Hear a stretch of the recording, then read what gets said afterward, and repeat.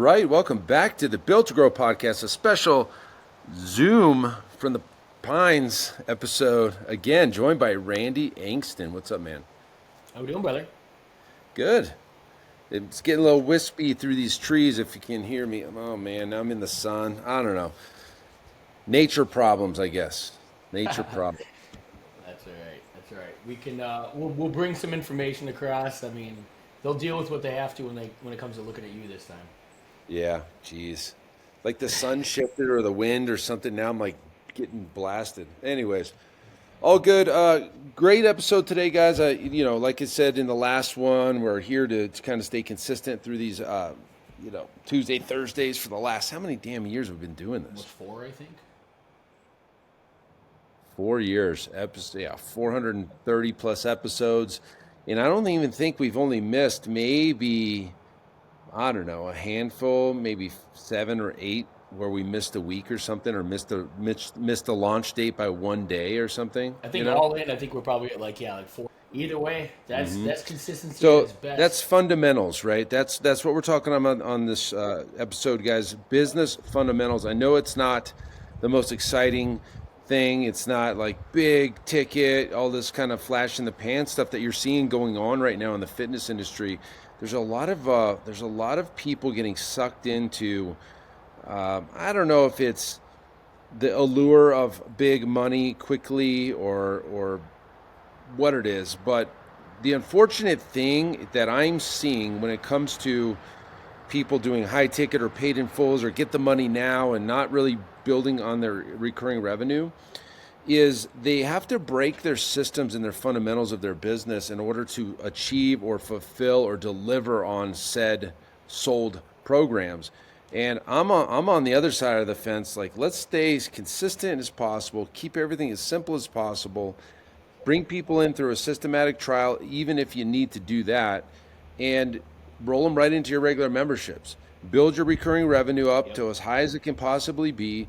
Have your base operating expenses paid as early in the month as possible, and know that if you have a down month, if you miss a sales day or a two or a week, that it's not going to crumble your business. And you're not so focused on sales all the damn time to where you're neglecting the systems and operations of your business, the delivery of your current clients, and you're focused so hard on making sales that ruins your business. And so, this episode today, we're going to talk about kind of like the path or the cycle of what we're seeing in the industry today of gyms that go down that path of, call it challenges, call it high ticket, call it front end. I don't know. What do you want to call that? That model. Yeah, I mean, you nailed it, right? Like at the end of the day, all of those style programs are designed to appeal to the person who's looking for big numbers, Quick. throw everything at the wall and see what sticks. And while it's great to do a 50, 60, 70, 80,000, $100,000 a month, it's better doing it twice in 2 consecutive months, doing it 3 times in 3 consecutive months, and building upon the success month over month over month. To your point, right? We've said it a long time. Clarity sets in when your MRR, monthly recurring revenue, exceeds your base operating expenses. When I look at this situation, it's hard enough as an individual living paycheck to paycheck. Why on earth would you ever want your entire business being the same exact way? And so getting your MRR above your base operating expense is literally like making sure that you have enough money to live off of with a business, instead of having to go out and come up with some miracle, revenue generator every single opportunity, every single month, because you need to create those sales. To me, the biggest problem with the whole thing is we're an industry of phenomenal trainers. We're an industry of people that typically step into the business owner role in a gym because you have a desire to help people. Part of that desire is the work on the floor, but some of the necessity when it comes to business is marketing and sales in order to have that opportunity. These companies are turning gyms into marketing and sales businesses. The delivery becomes an afterthought. The delivery is the smallest concern. They don't care about how you deliver the service as long as they've gained that check. And many of them, not all of them, but you know what I mean? Like, and that to me is that is an issue that you have with your alignment, with your integrity. What is your purpose for doing business? Do you want to be a marketing and sales company? If that's the case, by all means, go take a $97 course and go market to everybody else now. But if you want to be a fitness business, learn the business of fitness and how to market and sell fitness. And it's an entirely different business when you focused on the monthly reoccurring revenue versus, Yeah. taking a shot at big ticket items. I think about the scramble mode that every one of these gyms has to be in. It seems like it's chaotic, right? Like they've got their base clientele that maybe pick up half of the bills. And then now they're always looking at selling people that are coming in the door something, whatever. They don't care sometimes, just to pay the bills. And I can understand maybe some of the, I don't know, you're nervous, you're scared, you don't know how to make the bills pay, and so you kind of fall into these things to get you out of the hole. And while yeah, desperate. Thank you. Desperation. So I can understand maybe on Desperation. some level why you may do it for a short period of time, but do know when you do this, you end up you're making things worse. You're digging a bigger hole. Either that's one side of the fence. The other side of the fence is systematically driving people into your gym, into your normal memberships that your team can deliver on very systematically. The kicker to this whole kind of equation is that one membership, that 2 or 3 memberships that you have that are your stable memberships, they need to be at a price point that's high enough that you don't need 500, 600 members to pay your bills. So that's the other side. Gyms have lower monthly memberships are almost forced to try to sell something else to cover the gap. What I'm suggesting is having a semi-private model or something that's at higher price point, $400, $500, $600 a month, in driving in 200, 150, 200 members to generate all your revenue and not have to worry about high ticket anything. Just systematically train clients at that higher ticket price, and things will be great. Honestly, they are great. I'm here in the woods talking about it. And what we were talking about before we jumped on the call, you have to. A lot of these companies, I mean, they're not educating you on anything more than the marketing and sales that we talked about. So if you've succeeded, if you've been able to perform in a high ticket challenge environment, a front end loaded scenario, if you take those skills that you've developed there and you apply it to day to day 20-mile march type business, the chances of you succeeding there are pretty damn great. We've seen it. We've taken a number of gyms from those scenarios and in a way almost had to bail them out so that they could, survive in this fitness, arena. And more often than not, if they've gone through and they've done those types of programs, the individual that's in the seat has gained skills that really, they're incredible. They have the ability to teach their team how to sell well. But when you can back it up with retention, when you can back it up with a decent monthly, value and reoccurring revenue per client, that's the way that gyms get to that 7-figure mark. I mean, we're doing it consistently in our coaching programs and things like that. But ultimately, if you have to make a decision, like you said, if you want your whole business to be, throw everything at the wall this month and see what sticks, and then have to do it again next month, and it's that cyclical. It could be exciting, it could be like gambling, but at the same time, that does not give any ability of comfort, consistency. It doesn't give you the ability to take time away and know that at least the bills are paid. If you're not in that seat. And here's the other problem: most of those programs rely on the owner as the fulfillment. And so you're growing your business, and not only are you're growing your business. Yeah, you're not scaling your business. You're growing your business, and you're putting yourself deeper into it. When you, as a business owner, should be working your way out of Right. it. Right. There's just a number of consistent problems that we see, and so I think making that shift, making that transition, and building a sustainable, reliable business that's the ticket to long-term success in this And industry. that's what we coach to, and that's what we really want our gym owners to focus on and be.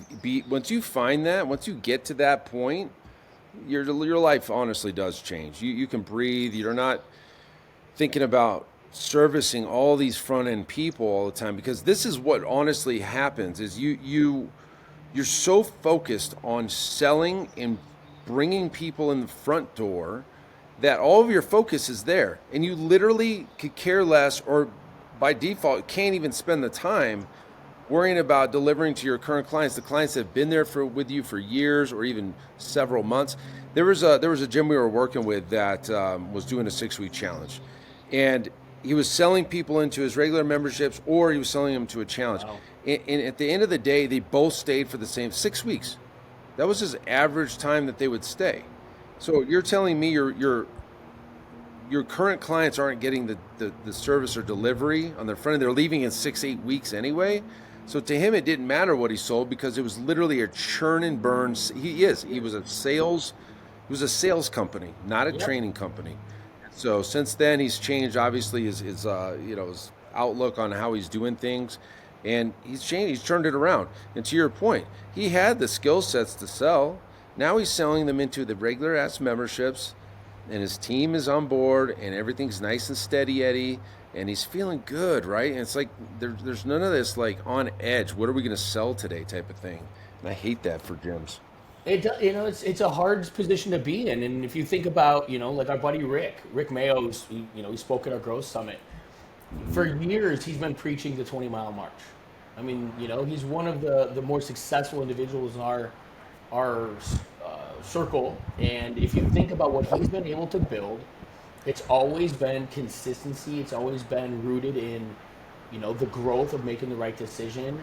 He tells the story of the 20-mile march, right, when they were marching towards, was it the South Pole, and Some you know when it was all glory and then all uh, resistance with the other camp, and they would walk as far as they could, and then they'd stop when the weather was adverse, versus the consistent 20-mile march every day. It was astronomical, Yeah, no the matter what the difference. weather was. Yeah, no matter what the weather was. Yep, exactly. And that level of consistency is what led to winning. And what is that consistency in our businesses? It's building a systematized business where you're selling people into your memberships, you're training your clients through a systemized delivery system, and then you can focus on retention. Then you're not just worried about what is the next flashy campaign and how much time do I need to be in this seat selling those people. You know what I mean? The other half of the business finally opens up, and you get to do things like train clients and deliver on like the things you actually really enjoy to do. Exactly. Yep, you nailed it. So listen, guys, if you're stuck in that, and I'm sorry about this screen, if you're stuck in that, sell mentality of front end offers, challenges, high ticket, to number one, compensate for the shortcomings of your regular membership, maybe it's time to stop focusing on that and really turn around and take care of your current clients that you got, and build a systematic business that your recurring revenue exceeds your base operating expenses. I should have that tattooed on my lower back, you know what I mean? Tramp stamp type of thing. Get that on there, because that's the truth. I mean, everything that we do in the business, at least at mine and the coaching clients that we work with, focus on one major thing, and that's the delta, which is the growth or decay of your recurring revenue. That's it. When you focus on that one KPI, and you can consistently stack, positive month after positive month after positive month, you'll see in 6 8 10 12 months your business is in light years ahead of where it could have been if you're just focusing on trying to make 50 grand this month, and then turning around and you got 10 grand on EFT, and you got to make another $40,000 in sales again next month, versus 50,000 in recurring revenue. It's already there. It's already set to come in, and let's grow on that. Maybe $2, $3, $4,000 this month, and another couple thousand the next month. And then next thing you know, you're at 75 monthly recurring revenue, and then another year later at 85 and a 95,000 recurring. That's the Let's talk. key. Let's talk about something that we've never even really thrown into the mix when it comes to this argument. What's the end goal? At the end of both of these paths, if you want to sell your business, or if you want to cash out, how are you Oh what are yeah. you going to do? right? Only one of those situations you have a tried and true, you actually have a business. You've got clients on the books. You've got like something, a desirable situation for somebody to come into and actually acquire and take over. That's a hell of a point. That's a hell of a point. So yes, if you're looking to sell your business, you can't sell a business Nope. that's designed around selling membership or front end or challenges every month. You are Because the business. without that revenue, you have no consistent, you have nothing. So without recurring revenue, you don't even have a sellable business, to your point. Nobody wants to buy a sales job. That's what they would be doing in Yeah. your current model. So they Well, and want to not buy only a that, business.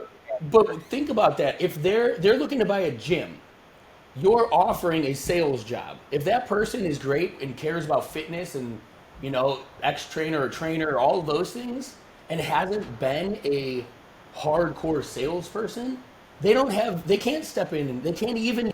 You're trying to sell them, and there's so much disconnect between those individuals, and that's a problem. I mean, we're building businesses that are not fitness. They're sales companies and they're sales organizations, and I mean, I guess it can be seen in the retention rates. If you follow the gyms that are doing this, Yeah. and you look at the gyms that are the model that they're in, like we talked about, a lot of them are the low ticket group training models that need volume. At the end of the Yeah. day, it takes 10 dimes to make a dollar when we could do it with 4 quarters, and it's a tough place to be in. But at the end of the day, I'll tell you what, I would not be putting as much energy and effort as those individuals are into a business that has absolutely no legs. Yeah. I mean, that should be the one thing that a gym owner, if nothing else changed your mind here, if that one thing is you can't even sell your business. You are, I don't know what it is. You're basically a commissioned salesperson that you only make money if you sell Yep. today. And you could live the rest of your life like that. You can't go on vacation. You can't sell your business. You can't do any of that stuff. You got to Yeah. sell today. That's your job. And I'm not sure that that's what you signed up for as a trainer, owner of a gym. I think what you signed up for was to be a business owner. And the biggest difference, Kiyosaki's book, the way you make money is the business generates the revenue regardless of whether or not you're there or not. That's the goal. That should be your goal. If it's not your goal, time to change your goals Go today. get a job. Either Go that back to or being a great trainer for somebody. You cut the overhead, make a paycheck, and push that. less Right. risk. Less risk, but Yep. yeah. Yep.